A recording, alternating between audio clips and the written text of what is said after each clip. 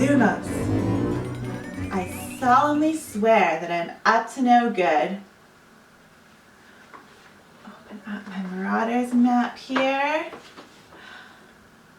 Alright, oh, and I'm looking at all the places that the Battle of Hogwarts took place. So today is May 2nd, which is the anniversary of the Battle of Hogwarts. Thank you, first of all, everybody, for joining. My name's Kaylee from the Thompson-Nicola Regional Library, and I'm here today on May 2nd to celebrate the anniversary of the Battle of Hogwarts. We're going to have fun today with a little experiment, talk about Harry Potter, share some fun fandom facts with my fellow Harry Potter nerds. I'm super excited. I am definitely a Potterhead. For those of you out there who are also a Potterhead, I'm so excited to get to talk to you and have fun today and find fun ways to celebrate at home while we're all going through the social distancing times. But first of all, I wanted to talk to you about one of my favorite Harry Potter books, and of course the one in which the Battle of Hogwarts takes place. Don't worry, this will be spoiler free because I don't want to really say anything that will make you guys to give away what happens in this awesome book. If you're just starting the Harry Potter series, I don't want to give it away. I hope you're enjoying it. All I'm going to say is there is a battle that takes place in Hogwarts. That's in this last one. That's what the anniversary is about today. And I just wanted to do a little book talk with this book to get you guys excited for it. If you're about to read it, if you guys have already read it, hopefully you enjoy my takes on it and you'll understand what I'm saying. I have lots of fun memories from this book. I read this book back in 2007 when it first came out. I was one of those crazy Harry Potter fans who stood in line at midnight at the Van Dusen Gardens in Vancouver, BC. The kids' books put on a big event there. There was like 5,000 people. We were all in a big line. We all counted down till midnight. They had performances and just everything was really awesome in that one. So, and I was one of those people who got the book, went home, read it all in one sitting, and I will say with this book, read it with a box of tissues. Maybe even 10 boxes. You're gonna need the boxes of tissues, let me just say that. Oh, and chocolate. You're also gonna need a lot of chocolate, because as Lupin says, chocolate will ward off those Dementors, right? Fight off those Dementors with chocolate, and I guess of course your Patronus, but you know, chocolate on hand, box of tissues, you'll be good to go with this book. Okay. 5 things you can expect in Harry Potter and the Deathly Hallows. Number 1, so many chase scenes. There are so many chase scenes in this book, whether it's chases on broomsticks or through Gringotts or the Ministry of Magic or Hogsmeade or even Hogwarts itself.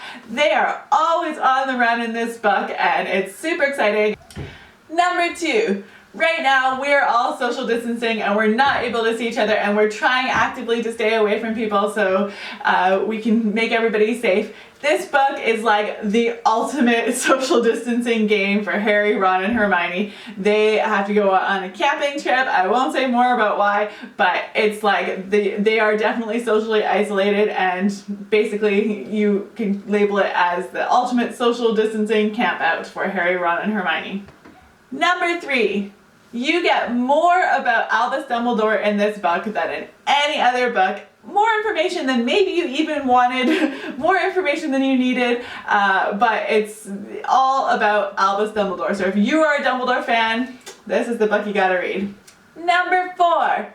Loyalties and friendships will be tested in this book. You can guarantee that. All the people that you thought were friends, are they in this book? Are their friendships gonna survive? Who is actually loyal to who? Those are all questions that will be answered in this book. Number 5, what I'm going to tell you about the Deathly Hallows, just look at my shirt. Look at my shirt. Who's on my shirt? Snape, right? That's all I'm going to say. Snape. Snape, Snape, Severus Snape, Snape, Snape, Severus Snape. Alright, so now that I've had a little book talk about my favorite, or one of my favorites, I don't actually know if it's my favorite. I can never decide which one is my favorite in the Harry Potter series. I go back and forth between the Deathly Hallows and Half-Blood Prince, and I'm actually a fan of Order of the Phoenix, which not everybody is. It gets a bad rap, but I love it. I love Angsty Harry. Who doesn't love Angsty Harry? I mean, really.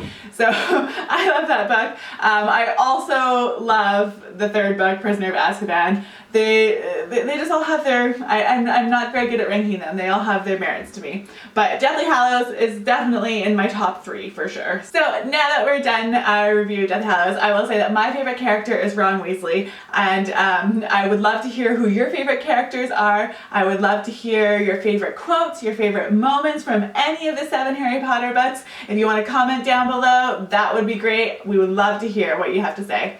I also want to say that down in the description below you can find links to other activities and ideas for things that you guys can do at home. We would love to provide you with some resources for how to enjoy Harry Potter, have your own Harry Potter party to celebrate, whether it's to celebrate the Battle of Hogwarts, the anniversary on May 2nd, or if you just want to have a fun Harry Potter party because you love Harry Potter on your own or with your friends, or maybe it's your birthday and you want a Harry Potter themed birthday party. So down below in the description we'll have lots of links and ideas and suggestions for activities that you can do from home, still social distancing, but making it lots of fun and hopefully including your friends. So check those out below.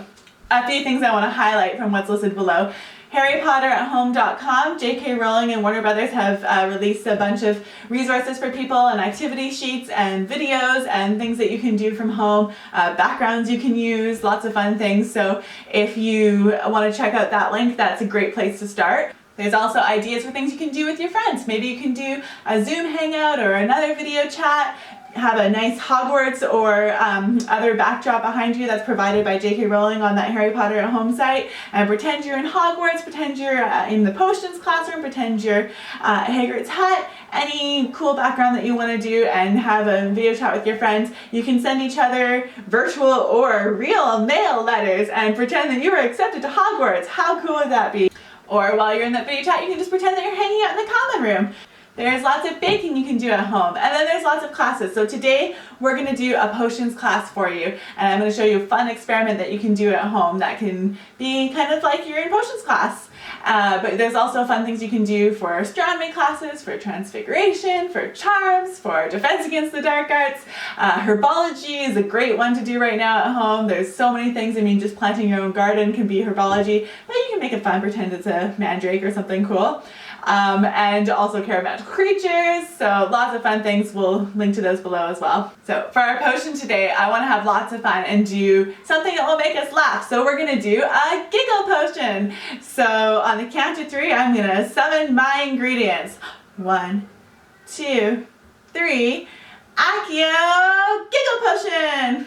Okay, so I have most of my ingredients here. We have our potion bottle, which I'm going to put in a little container here because it's going to be messy for this potion and we want to make sure that we can protect our tables and everything at home. So uncorking that potion bottle. I also have my ingredients here, so we need some food coloring for whatever color you'd like your potion to be. I'm choosing green today, but you can choose whatever color you have at home. We are using some hydrogen peroxide, that's what's in this clear one here. And we will need some dish soap, and we will also need some yeast and some warm water. There's lots of different ways to do this experiment. This is a potion experiment where we're going to make it bubble up and look really cool, like it's an exploding potion, like it's giggling because it has so many bubbles of excitement. But there's lots of ways to do this. You can also do it with vinegar and baking soda, which is a tried and classic that I do a lot at a lot of my programs at the library, but this is a fun new one that we wanted to try and experiment with. Okay, so I have here my last ingredient. It's the yeast that's mixed with some warm water, and you want that consistency to look a little bit like melted ice cream. So I'll try and tip it a little bit for you guys to see there. A little bit like melted ice cream.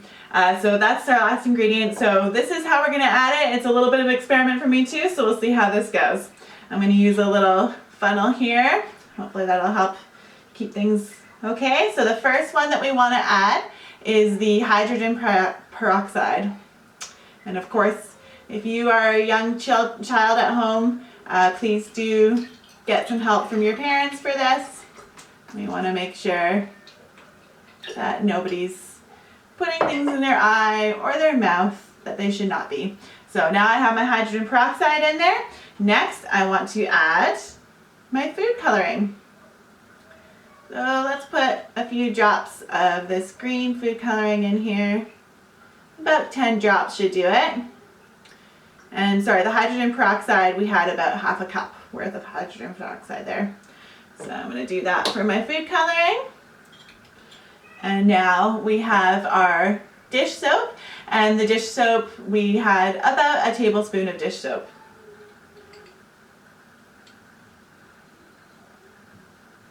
Get that all nice and mixed in. As we all know, potion class is pretty much just like science, right? As Snape would say, it's a subtle art and a subtle science. Let's see, make sure all that dish soap is in there. That should be good. And now at this stage we want to make sure that we mix it all. So we're just gonna swirl, swirl, swirl. Swirl that around. Get a nice consistency. Make sure that the soap is mixed with the hydrogen peroxide and the food coloring's all mixed in there. Alright, that should be good. You guys see that green color? Looks pretty cool, right? So now it's time to make this potion giggle. So the last part we're going to add is the mixture of warm water. You want it to be pretty warm water to get it to the right consistency, and yeast. And we're going to see how this goes. You guys ready?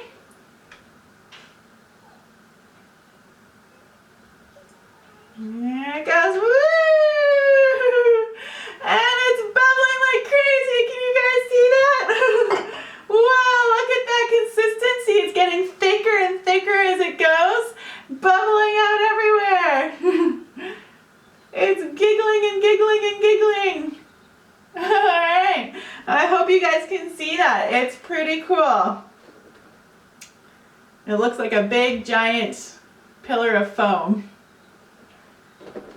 So hopefully you guys have lots of fun doing that at home. It's still growing right now. That yeast is really working. It's still growing. That's pretty cool.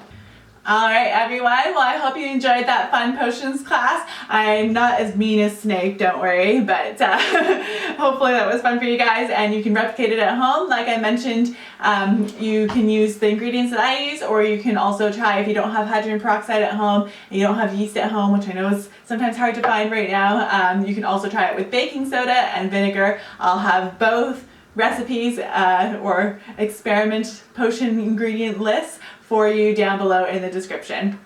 I hope everybody has a great Harry Potter magical day, and I will see you guys soon for another video. In the meantime, make sure you listen to Remus Lupin and eat lots and lots of chocolate. It'll make you happy. Have a great day, guys. Bye. Mischief managed. Knock.